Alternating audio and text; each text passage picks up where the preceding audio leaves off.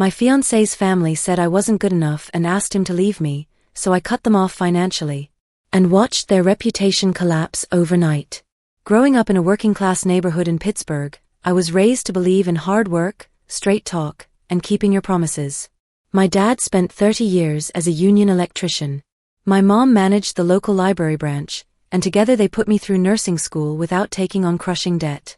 My fiancé, Owen, a 31-year-old marketing executive, came from an entirely different universe. We met at a charity fundraiser 3 years ago. I was there volunteering, he was there networking. I noticed him struggling with the coffee machine that had been acting up all evening. Something sparked between us that night, despite our different worlds, or maybe because of them.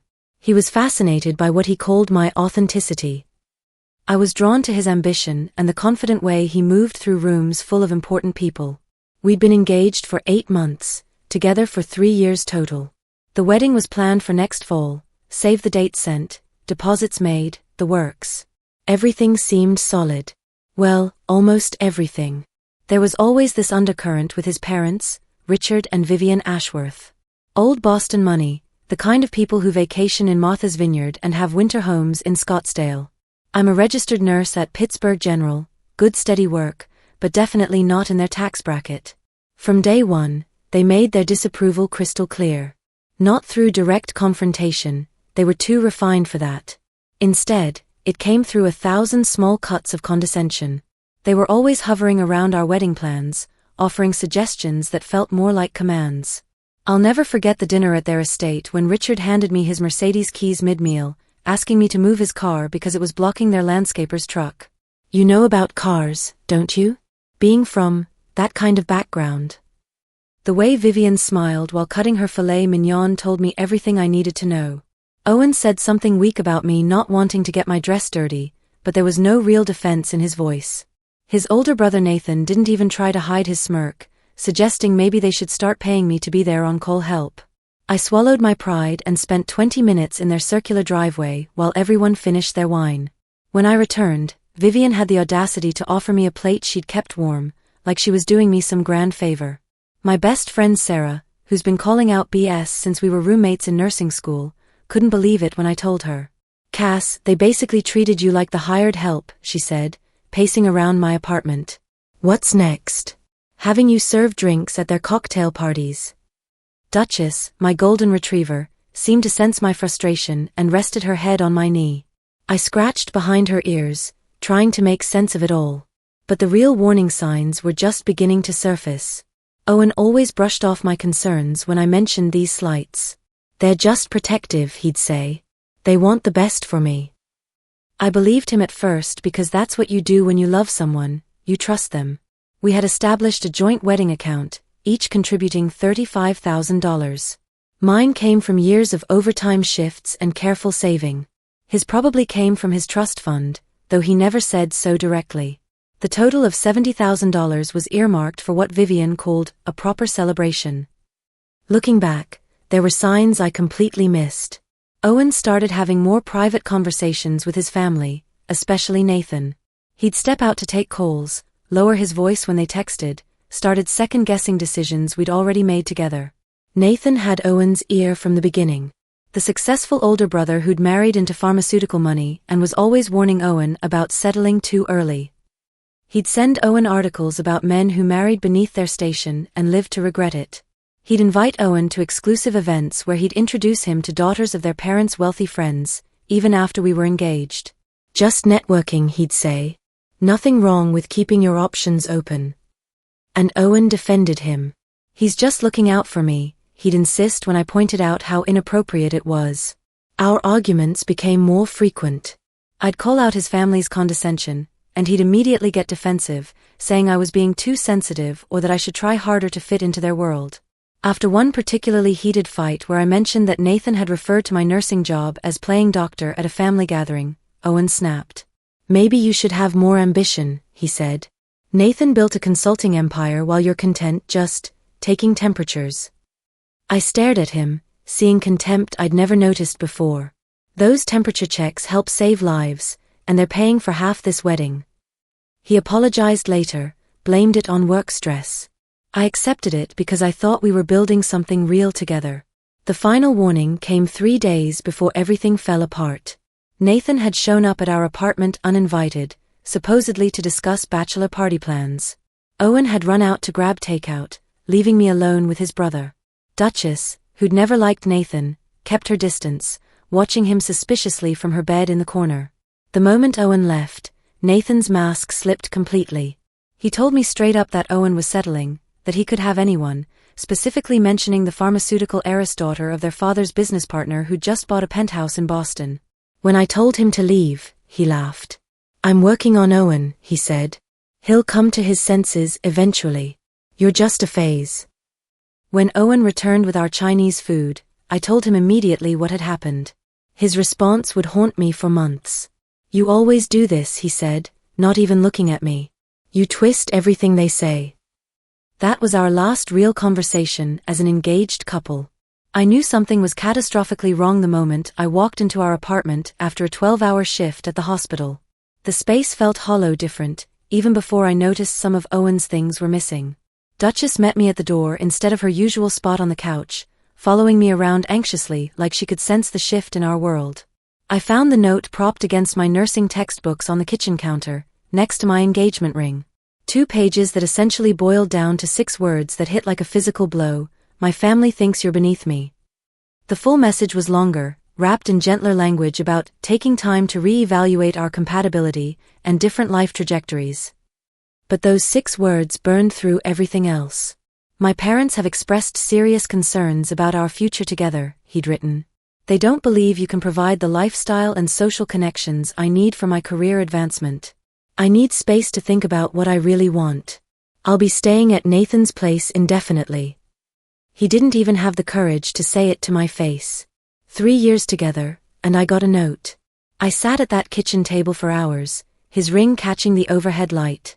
That 2-carat diamond that had maxed out my savings 2 years ago when I thought we were building something permanent together. Not sophisticated enough. Not connected enough. Beneath him.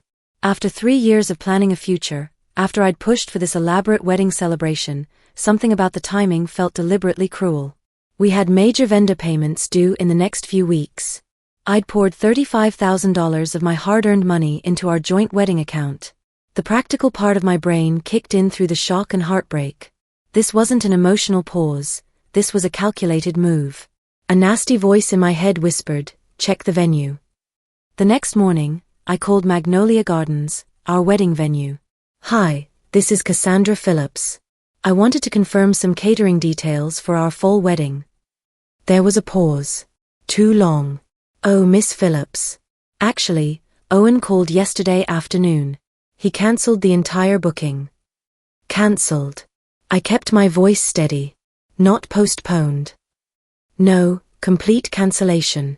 He said there were unforeseen circumstances. The $12,000 deposit is non-refundable, as per the contract. That deposit had come from our joint account. He'd cancelled our wedding the day before leaving me that cowardly note. I sat in my car outside the hospital, staring at nothing. The break was pure theater. Our wedding was already dead by his hand, and he'd let me find out from a venue coordinator. The betrayal was complete, but my response was just beginning. I logged into our online banking from my car, hands surprisingly steady. Joint account balance, $58,000 remaining. My $35,000 contribution, his $35,000, minus the lost $12,000 deposit that he'd authorized without telling me. My half of that remaining money was $29,000. It was my money, saved for a wedding he'd secretly destroyed. I transferred every penny of my portion out of that account. Clean, simple, and completely fair. Then I texted him, "Owen, just heard from Magnolia Gardens that you cancelled everything yesterday before your note. Since the wedding is officially over, I've withdrawn my contribution from the joint account. Seems fair since there's no wedding to fund. Hope you find the social connections you're looking for." I blocked his number, his parents' numbers, and Nathan's too. Sarah arrived at my apartment 20 minutes after I called her, armed with wine and pizza.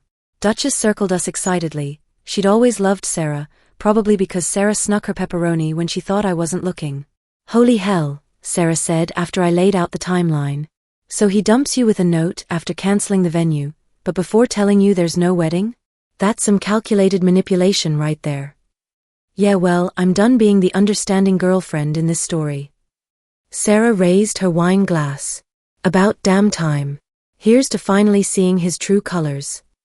Screw you, I laughed for the first time in days. Seriously though, Sarah said, suddenly sincere. You did exactly the right thing. He was trying to string you along while he figured out his next move.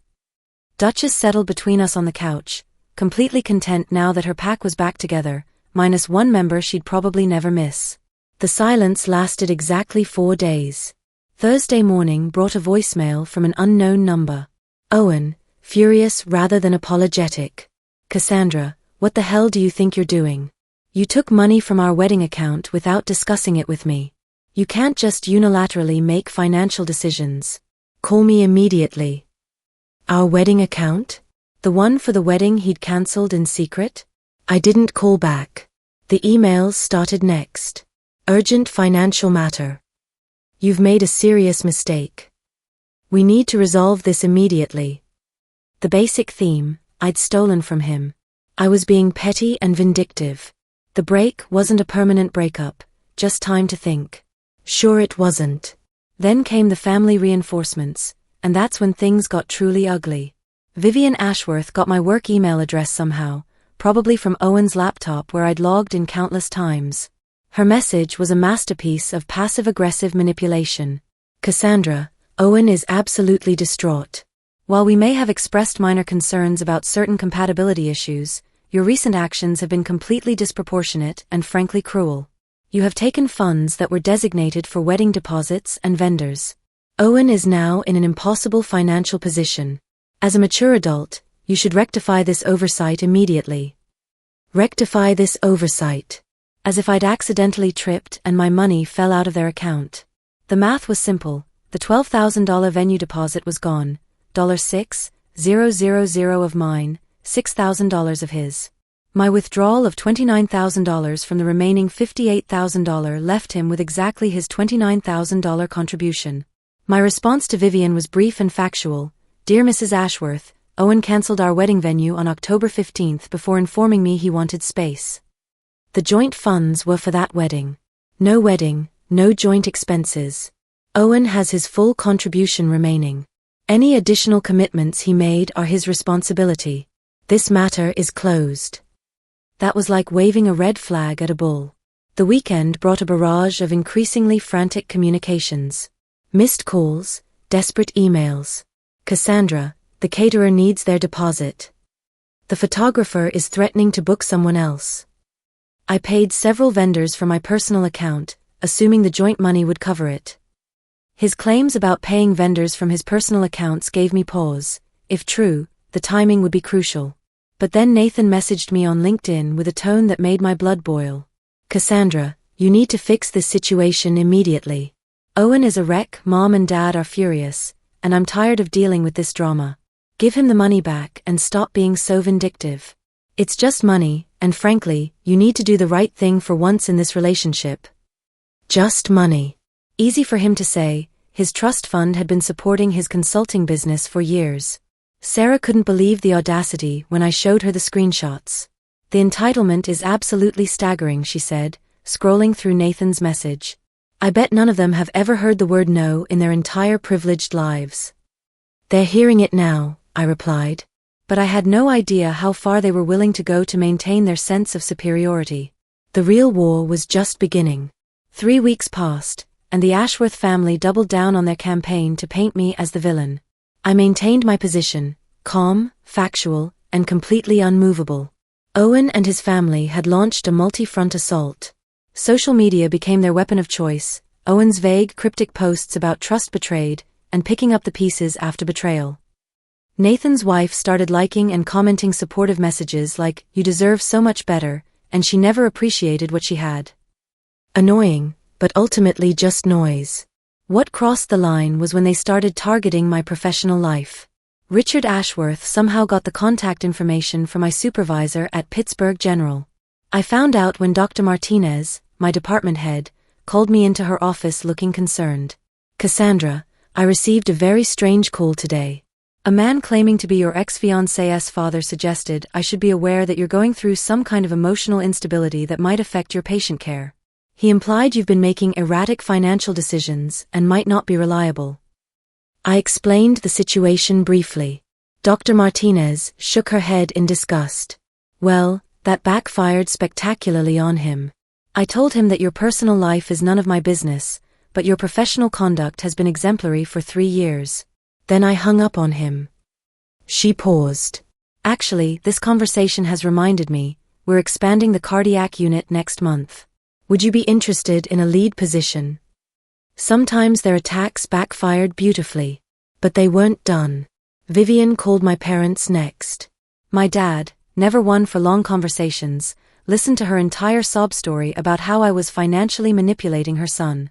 His response was classic. My daughter is an honest woman with a good head on her shoulders. Your son broke her heart and you should all be ashamed of yourselves. Click. When they started contacting my friends, asking for character references, and digging for dirt, I knew I needed legal backup. One consultation with an attorney showed him the timeline, the joint account agreement, proof of my contributions and withdrawal, and the venue cancellation confirmation. His assessment was crystal clear. You're completely in the right. The money you withdrew was verifiably yours, intended for a purpose he unilaterally eliminated. Any subsequent expenses or commitments are entirely his problem. Don't let them intimidate you. That legal consultation cost me $300 and was worth every penny for the peace of mind. But the Ashworths had one more card to play, and it would reveal just how low they were willing to sink. Owen's lawyer sent me a formal demand letter 2 months after I'd withdrawn my money. It was full of legal bluster about misappropriation of joint funds and emotional distress, demanding I return not just the $29,000 I'd withdrawn, but an additional $18,000 for his alleged losses from vendor cancellations. So they wanted $47,000 total. Absolutely ridiculous. My attorney sent back a crisp, professional response with bank statements, the timeline, and documentation proving Owen's unilateral cancellation of the primary wedding arrangement. We never heard from their lawyer again. The social media vague posting eventually fizzled out. Even Nathan's wife seemed to lose interest in the drama when it became clear there was no actual victim to rally around. Then came the pathetic reconciliation attempt. Owen managed to reach me through a mutual acquaintance, claiming he'd made a terrible mistake and wanted to work things out. When I agreed to one phone conversation, he immediately launched into victim mode, wailing about how I'd ruined everything and left him drowning in debt. When I asked who had secretly cancelled our wedding venue, he claimed he'd been confused and under pressure, but that I didn't need to be so vindictive about the money. A real woman would have been understanding about the expenses, he said. A real man, I replied, wouldn't have needed his mommy and daddy to tell him I wasn't good enough. And he definitely wouldn't have cancelled his own wedding in secret. When he started crying about how much this whole situation had cost him, I told him he was paying exactly what his choices had earned him. 2 weeks later, I ran into someone from Owen's social circle at the grocery store. That's when I learned the most satisfying piece of information yet. Owen had been dating someone new, Penelope, the pharmaceutical heiress Nathan had been pushing on him. Turns out she was exactly as materialistic and calculating as his family, but with an added twist. She expected Owen to maintain her lifestyle, not the other way around. She'd moved in with him and immediately started redecorating his condo, buying furniture and art on his credit cards. When he couldn't keep up with her spending, she dumped him for someone with a bigger trust fund, leaving him with $40,000 in debt from her shopping sprees. The cherry on top?